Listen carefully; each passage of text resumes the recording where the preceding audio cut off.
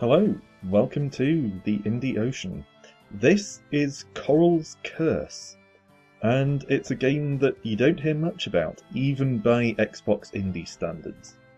It is a Metroidvania. That's the common term for this kind of game, anyway. Get off me, butterfly. What the hell is that thing doing? Okay, so basically, like other Metroidvanias, the way this works... Ooh, apparently did I get killed? Yes. Okay.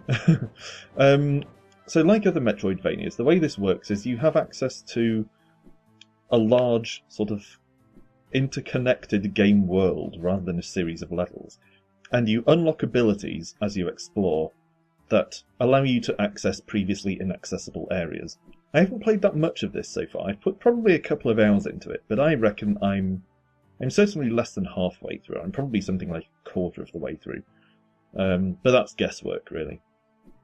But the reason I'm remarking on this in particular is not just because there aren't that many Metroidvanias on Xbox Live Indie Games, but also because of the tale. I mean, in some ways, this is kind of weird. The combat is a bit clumsy. You kind of shoot all this stuff around, and you get different kinds of projectiles, and it's a little bit clumsy, but this whole tail mechanic is just fantastic.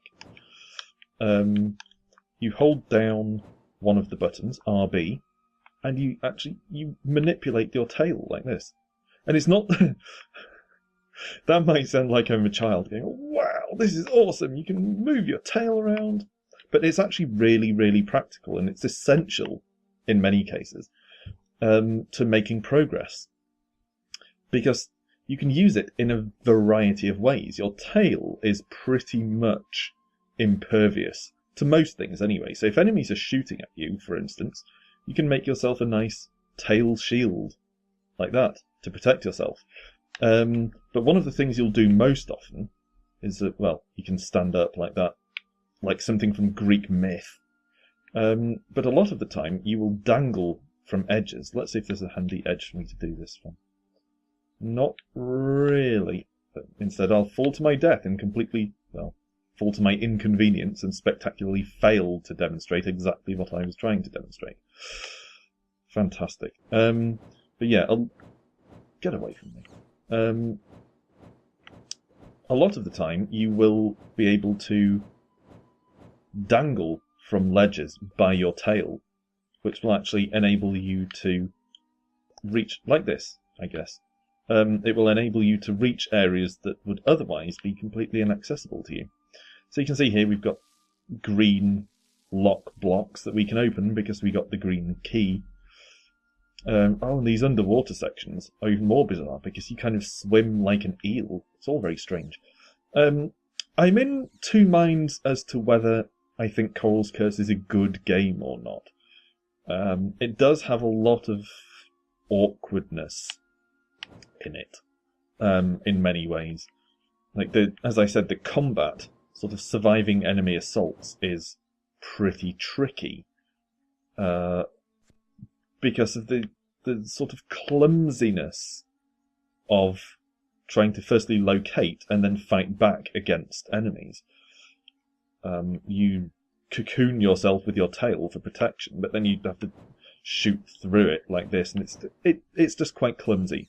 It can be quite difficult, and I've suffered far too many deaths to enemies that really shouldn't have been able to kill me, or shouldn't have been able to kill me very easily, just because I found it quite awkward to try and fight them. But the way the whole tail mechanic is implemented is actually really, really good, and it works not only... Look at that! Do you see what I mean? I pulled myself up onto that platform purely using my tail. And I think that, and the fact that it's not a gimmick, it's actually used in a very practical way, makes this worth playing, because it's something I haven't seen elsewhere. It's a pretty unique mechanic, and that, of all the parts of Coral's Curse, actually works really well.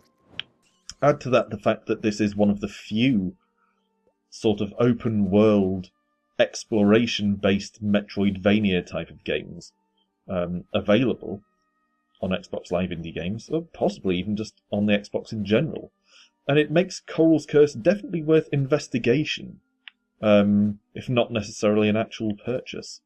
So I certainly don't regret buying it. I think if nothing else, it's an experience worth having. So anyway, that's Coral's Quest. I believe it's, as usual, 80 Microsoft points. Although I could be wrong about that. But as always, I will link to its page on Xbox.com in the description below so you can see for yourself. As usual, thanks for watching, and I will see you the next time for more game stuff.